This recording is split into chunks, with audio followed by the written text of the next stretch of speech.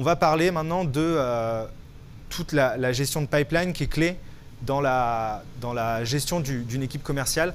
Je vous l'ai dit, c'est encore une histoire d'entonnoir. Je pense que cette théorie, elle doit avoir 50 ans en marketing, mais j'ai l'impression qu'on n'a jamais fait mieux dans tous les processus. Et nous, c'est vraiment ce qu'on utilise avec nos sales. J'ai encore mis quelques citations c'est des managers ou des sales chez Google. Et vous voyez que pour nous, la pipeline, c'est vraiment un truc clé. Donc, il y en a qui sont pas mal. J'aime beaucoup pilote ta pipeline, sinon c'est elle qui va te piloter. Ça, c'est Paul Younis qui est en Amérique du Nord qui sort ça. En fait, la plupart des conseils qu'on donne aux sales, que ce soit des juniors ou des seniors, ils sont vraiment orientés sur la pipeline. Parce que, comme le dit Jacob, vos indicateurs de performance indiquent le succès d'hier. Donc aujourd'hui, le niveau de chiffre d'affaires, de revenus que tu génères, ça indique ce que tu as bien fait hier, mais ta pipeline, elle indique ce que tu fais aujourd'hui et ce que tu vas faire demain. Et nous, ce qui nous intéresse, c'est forcément plus ce qui va se passer demain. Gérer une bonne pipeline, c'est important pour plusieurs raisons. Un, ça va me permettre à moi, en tant qu'agence, de savoir dans 3 mois où est-ce que je vais être, quel niveau de recrutement il faut que je fasse, est-ce que j'ai des annonceurs qui sont à risque et du coup savoir quel chiffre d'affaires je vais générer. C'est aussi important parce qu'en fait, si vous prenez un trimestre en cours, vous avez 75% du chiffre d'affaires qui est lié à ce qui se passait durant le trimestre précédent. Et si vous ne pilotez pas bien votre pipeline, vous pouvez très bien rater votre trimestre. Et si vous en rendez compte en cours de quarter, vous ne pourrez plus rien y faire. Parce que c'est déjà trop tard. Compte tenu des cycles de décision, d'autant plus quand c'est des annonceurs qui sont longs, on a des cycles, moi je les vois entre les plus courts c'est 25 et sur des grands comptes on va plutôt être à 90 jours ou jusqu'à 6 mois. En fait, un commercial qui au milieu du mois n'a pas l'air d'être en bonne position pour atteindre son quarter, pourra rien faire pour améliorer ses objectifs. D'accord ? Pour atteindre ses objectifs. C'est quelque chose qu'il aurait dû faire avant. Et si on ne pilote pas bien sa pipeline, vos sales ne vont jamais savoir où est-ce qu'ils en sont et quelles actions il faut qu'ils mettent en place pour atteindre leurs objectifs. Du coup, vous allez avoir un problème de RH. Donc ça, c'est des compétences clés qu'on demande à nos principaux sales. Et en fait, on se rend compte que c'est des compétences qui sont assez basiques. En fait, tout le monde le sait. Mais il y a peu de gens qui l'appliquent avec discipline. Et nous, ce qu'on essaie de faire avec nos équipes, c'est d'inscrire ça vraiment dans des habitudes. Tout à l'heure, on a travaillé ensemble sur un agenda. Nous, nos sales, ils ont vraiment un agenda qui est extrêmement structuré et on leur fait faire des tâches qui deviennent une habitude. Et on se rend compte que les top performers sont ceux qui effectuent vraiment ces tâches de manière régulière et c'est eux qui vont nous faire les meilleurs forecasts. Donc, ils sont capables de dire le mois prochain à combien ils vont atterrir parce qu'ils ont une gestion de leur pipeline qui est extrêmement bonne. Et en fait, juste en ayant ces habitudes, on va transformer une équipe de moyens performeurs en équipe de top performers parce que tout le doute qu'on a dans l'activité commerciale, il est écarté par cette approche qui est data-oriented. Et du coup, en tant que manager, CEO ou manager d'une équipe commerciale, on doit vraiment se pencher sur notre entonnoir de conversion. On a tous des entonnoirs différents. Nous, c'est des exercices qu'on fait différemment pour chaque équipe en fonction du type d'annonceurs qui vont cibler. On va se pencher sur la valeur. Combien, donc la fameuse loi de Pareto, est-ce que j'ai 20 annonceurs qui font 80% de mon chiffre d'affaires? Lesquels c'est? Est-ce qu'il y a des catégories de leads qui sont plus intéressantes pour moi? Quel type de lead ont le plus de valeur? Si je prends un sales, la taille moyenne de ces deals, est-ce qu'elle est similaire à la moyenne de l'équipe? Est-ce que j'ai des écarts? Ça, c'est des questions qu'il faut vraiment se poser. Et généralement, on le fait, c'est comme ça qu'on va structurer notre équipe entre grands comptes et petits comptes. Donc, des choses à anticiper dès le début. Maintenant, nous, chaque sales, quand il prépare son quarter, il fait ce qu'on appelle, il fait une espèce de projection en fait sur tous les deals qui l'envisage sur ce quarter. Il a un objectif qui est déterminé en amont. Et du coup, on lui demande combien de deals il doit faire en plus pour atteindre sa target. C'est une question assez idiote, mais s'il n'a pas une bonne gestion de sa pipeline, s'il ne connaît pas ces différents indicateurs-là, il sera incapable de savoir comment il va atteindre son objectif trimestriel.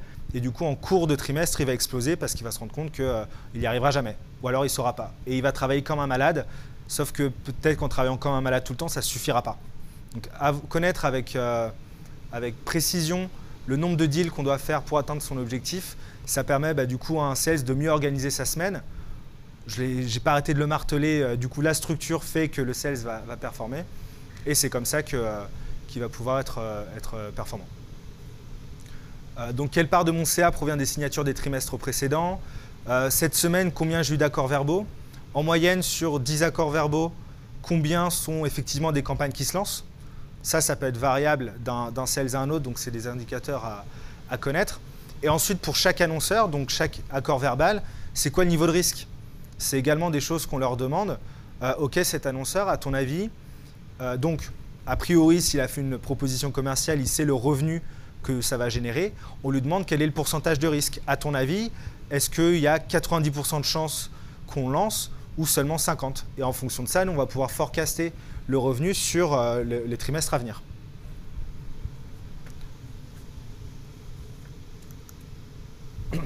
Et donc tout ça, tous ces indicateurs-là, on va les utiliser, nous, pour voir globalement, si je prends une photographie de ma pipeline à l'instant T, dans un trimestre ou dans un mois, combien est-ce qu'elle va me générer? Et ça me permet de piloter mon activité commerciale ultra sainement, parce que je sais exactement le volume de business que je dois générer ou que je vais générer pour atteindre les objectifs que mon actionnaire ou mon CEO m'a fixé, ou ceux que moi j'ai fixés à mon équipe commerciale. Et donc, grâce à ces probabilités de signature, on va pouvoir savoir exactement, c'est une estimation, mais le revenu qu'on va générer. Et donc, une activité ultra saine. Et grâce à ça, on va pouvoir dire aux sales, OK, je ne sais plus quel prénom j'ai pris tout à l'heure, Jean-Marc, mon commercial top performer, OK, tu fais un bon début de trimestre, mais regarde, tu n'as pas assez de leads contactés pour pouvoir atteindre tes objectifs le mois prochain. D'accord? On va vraiment piloter comme ça toutes les semaines la pipeline de chaque sales pour savoir à quel niveau de son funnel il faut qu'il se concentre cette semaine pour atteindre ses objectifs sereinement. Donc voilà, on raisonne en termes de performance de trimestre actuel et du prochain. Les opportunités à risque, c'est des choses qu'on flague très très vite. C'est un truc que j'ai un peu constaté aussi chez les sales. Ils ont un peu de mal à dire que, en fait, quand on leur demande leur projection, on a toujours un peu tendance à. Alors, il y a les deux phénomènes. Soit on gonfle son forecast parce qu'on ne veut pas avoir l'air d'un mauvais commercial, soit au contraire, on le réduit parce qu'on a peur que sinon notre target augmente trop. Nous, on leur demande de fixer pour chaque annonceur, dès qu'ils ont une communication avec eux, l'impact sur le risque de closing. Et comme ça, on a des forecasts qui seront beaucoup plus précis. De se concentrer sur les prospects qui sont vraiment rentables. Et tout ça, vous l'avez compris, on le mesure. Donc ça, c'est 3 exemples d'éléments qu'on montre en réunion commerciale.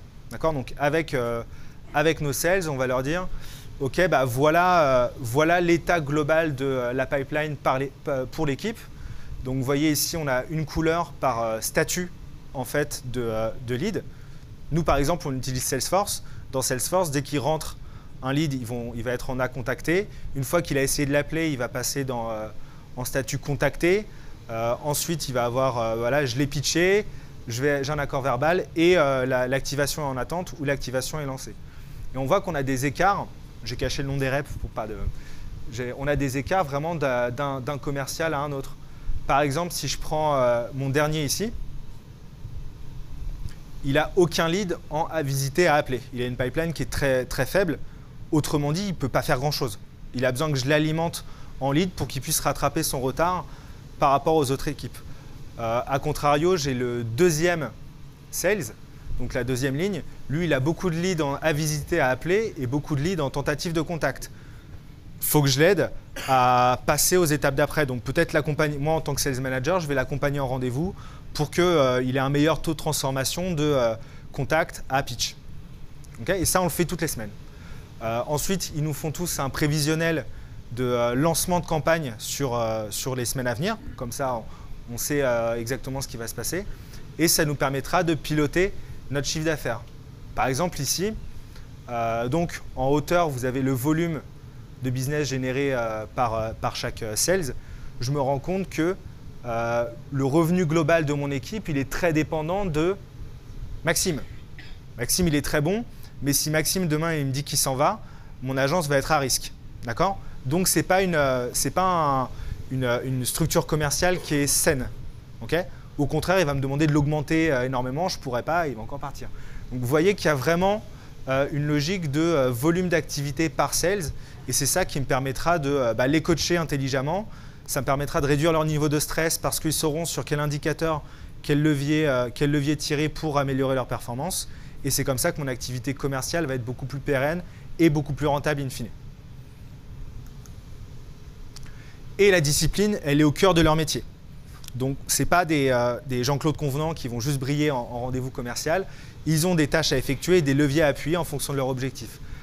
Ça, c'est la première image que j'ai mise, c'est un truc que j'entends tout le temps. Ah non, mais il faut que je fasse du Salesforce, ça me saoule, etc. Ok, mais ça, c'est une activité qui est nécessaire pour que tu ne te retrouves pas dans cette situation où tu es à la fin du mois, tu n'as plus assez de leads, tu ne pourras jamais atteindre ton objectif trimestriel. D'accord? Et du coup, chaque soir, voilà, de je sais pas, 18 à 19 h, ou je sais rien, je sais pas combien de temps ils prennent, ils vont vraiment saisir toutes leurs activités dans leur CRM. Comme ça, nous, on a une bonne visibilité sur la structure de notre équipe, sur les KPI de chaque commercial. On va pouvoir les coacher en fonction de ça. Et au final, il n'y a pas l'incertitude qu'il y a dans le développement commercial. OK? Je crois que c'est les seules blagues que j'ai mises dans cette présentation, donc j'espère que vous en avez profité. Et du coup, on va suivre les leads tout au long de leur durée de vie. Donc, j'ai rencontré assez peu d'agences qui ont vraiment une solution CRM poussée, parce que ça peut coûter assez cher. Certaines agences se contentent de spreadsheet. Hein. Donc, pourquoi pas? Évidemment, si vous avez une équipe qui se développe, autant investir dans un CRM. Et surtout, chaque lead, essayer d'automatiser les processus de relance. D'accord? Moi, je sais que j'ai certains sales qui utilisent les réponses standardisées dans Gmail et ils savent qu'un gars qui a fait un rendez-vous une semaine, ils vont leur envoyer tel message, ils vont le paramétrer, l'adapter un tout petit peu et il y a une chance sur 3 pour que le gars leur réponde. D'accord? Et ça, ça s'est fait au fur et à mesure de l'expérience de chacun, de partage de bonnes pratiques. Il y en a plein qui ont essayé différents formats de mail en disant c'est la dernière fois que je vous appelle parce que ça fait déjà 6 fois. Et au final, on sait quels sont les messages qui fonctionnent le mieux. Il y a plein de solutions qui vont vous permettre d'automatiser toute cette gestion de la pipeline. Donc, nous, on utilise Salesforce. On a HubSpot qui est assez génial parce que vous allez pouvoir piloter à la fois la partie inbound marketing jusqu'à la partie CRM. Il y en a plein. Donc, je les ai pas tous utilisés. À vous et je ne suis pas là pour faire leur pub, mais à vous de trouver l'outil qui correspondra le mieux à votre taille de structure et à vos process internes. Je reviens un peu sur les leads. Ça, c'est une activité qu'on fait pour chaque équipe. On va définir en fait un système de notation pour chaque équipe. Donc l'exercice qu'on fait, on regarde sur le trimestre précédent, par exemple, ou l'année précédente, on raisonne plutôt trimestre par trimestre, on va catégoriser les typologies de clients. Donc on peut les catégoriser par taille d'entreprise, par verticale. Tout à l'heure, par exemple, dans l'exemple, on avait startup, B2B, e-commerce, etc. Donc là, on peut imaginer que c'est ça. On regardait le volume de clients générés et on regardait le revenu généré par ces mêmes types de clients. Et là, ici, dans cet exemple, on se rend compte que les clients de type A représentent à peu près 25% du volume de clients, mais par contre, ils font un peu plus de la moitié de notre chiffre d'affaires. Donc, c'est une catégorie lead qui va nous intéresser. Ça, on va le prendre en compte dans notre sourcing de lead. Ok, on se rend compte que les clients A, ils sont beaucoup plus intéressants que les autres.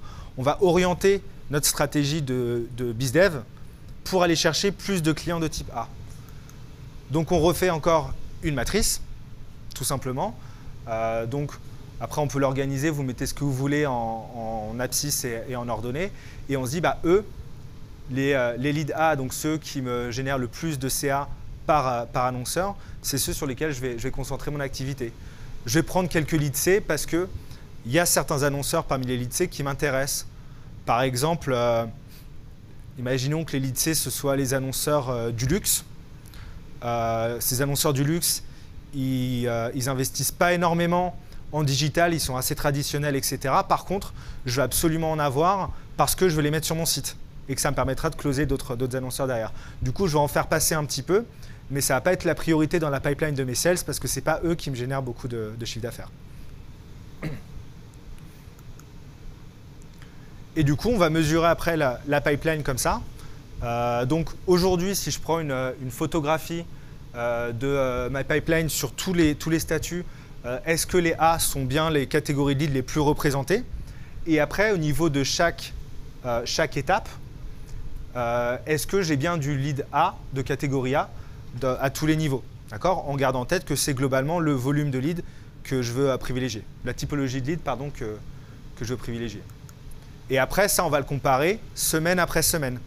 Okay, ah bah tiens, sur la semaine 13, j'ai beaucoup de leads A en contacté. Donc, a priori, sur la semaine 14, si mes sales ont bien fait leur boulot, je vais avoir une partie qui va être passée en pitché et ceux qui étaient en open qui vont passer en contacté. La semaine 14, je ne suis pas très bien parce que je me rends compte que j'ai plus beaucoup de leads A en open qui sont ma priorité. Du coup, la semaine prochaine, certes, je vais faire rentrer des leads A au fur et à mesure comme ça, mais je ne vais plus en avoir assez. Et dans quelques semaines, je vais avoir une semaine où je vais avoir une productivité qui sera moins bonne parce que j'aurai plus assez de leads A cette semaine dans cette étape. Mon explication était un peu confuse, j'ai l'impression, je ne sais pas si vous m'avez suivi. L'idée, c'est que grâce à cette projection, je peux savoir, je sais que chaque semaine, il faut que je fasse rentrer suffisamment de leads dans chaque étape pour que dans X semaines, je ne me retrouve pas avec une semaine de mauvaise qualité et que je ne puisse pas rattraper ce retard. Okay, donc, on a vraiment un pilotage du coup assez granulaire, mais surtout très régulier. Parce que nous, on est une entreprise cotée en bourse, du coup, forcément, il y a beaucoup d'enjeux d'un point de vue développement commercial. Et on veut que chaque semaine, on ait toujours une croissance qui soit régulière. D'accord ? Et donc, on fait ça en fonction de la saisonnalité, des vacances de telle et telle équipe, etc. OK ? On ne va pas faire de pause, parce qu'au final, on a switché les trucs. Donc, je vais passer la slide rapidement. Est-ce que vous avez des questions sur le pilotage, la gestion d'une pipeline ?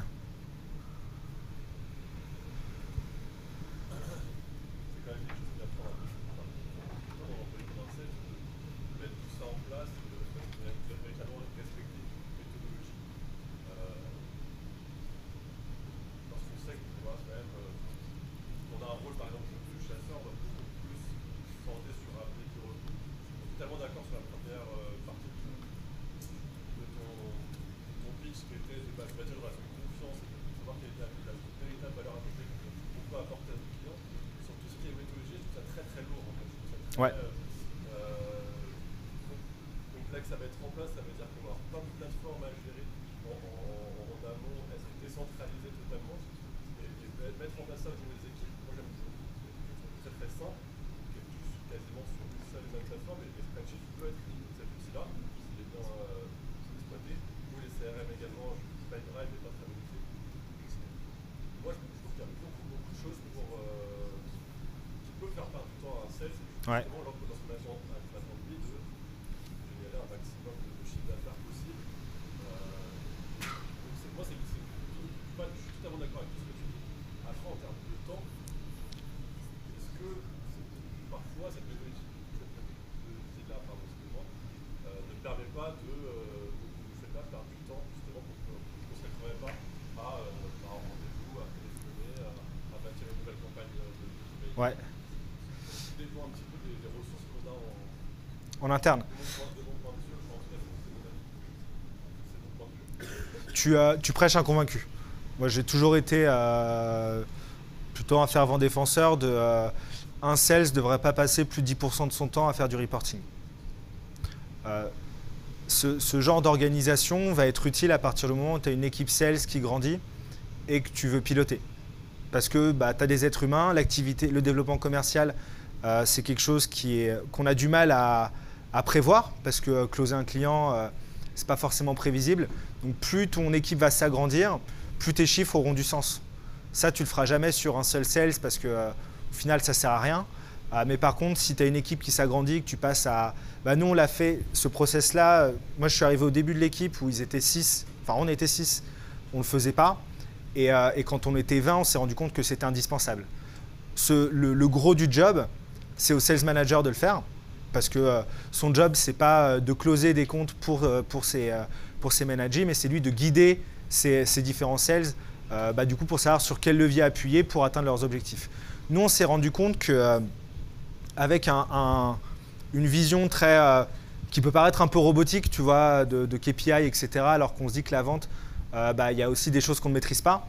En fait, grâce à cette vision, ça nous permettait donc,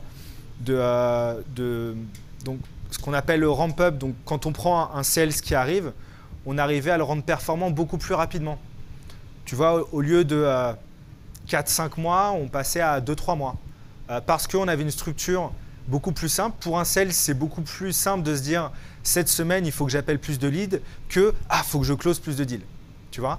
Et du coup, ça nous a permis d'agrandir l'équipe facilement parce qu'on avait un modèle qui était plutôt scalable. Donc là, évidemment, si on n'a qu'un seul sales, ça ne sert pas à grand-chose, sauf si vous voulez vraiment avoir une vision très fidèle de ce qu'il fait. Mais ça ne servira pas à grand-chose. Par contre, si vous avez une équipe qui s'agrandit, ça devient indispensable. Et ouais, je suis d'accord sur le côté chronophage. Pour moi, ce n'est pas plus de 10%. C'est pas plus de 10%, sinon ça devient absurde. Et quand tu augmentes, si un sales passe plus de 10% à faire du reporting, il commencera à faire du mauvais reporting. Donc, il ne te servira plus à rien. Donc, essayez de minimiser toujours cette phase-là. Donc, nous, tout ce qu'on faisait, tout le travail qu'on faisait sur le CRM, c'était pour minimiser le temps de saisie, limiter la double saisie, limiter l'envoi de mails, etc., pour faciliter leur job un maximum. Après, quand tu es sales, tu as beaucoup de temps mort. Entre deux rendez-vous téléphoniques, le soir, ça dépend des méthodes encore une fois, mais tu ne vas pas faire trop de prospection, etc. Nous, on profitait de ces temps morts. Ou alors, on a organisé quand on se rendait compte qu'on avait un problème de reporting, ça ne reflétait pas vraiment l'activité. On bloquait l'équipe un vendredi à 17h. On disait, OK, les gars, cette semaine, on s'est rendu compte que vous aviez trop de leads que vous n'arrivez pas à joindre depuis 6 semaines. Et sur cette heure, on va tous cleaner le Salesforce et on va s'assurer d'avoir une pipeline qui reflète vraiment l'activité qu'on va avoir. Donc, il y a quand même des trucs un peu ad hoc. Mais je suis d'accord avec toi, il ne faut pas que ça prenne trop de temps. Ça dépend de la structure. Moi, je me dis que le but de cet event aujourd'hui, c'est que nous, on vous donne 2-3 billes pour développer vos agences. Et du coup, pour développer une agence, il faut développer l'activité commerciale. Et l'objectif, c'est de prendre un sales, puis 2 sales, puis 20 sales. Certaines agences ici en ont même beaucoup plus. Donc l'idée, c'est que tout ce qu'on cherche dans une agence, c'est de la croissance. Donc on veut tendre vers ça. Je ne m'attends pas à ce que demain, on ait tous exactement le même modèle. Mais vous voyez un peu comment nous, on voit les choses pour aller chercher un peu plus de volume.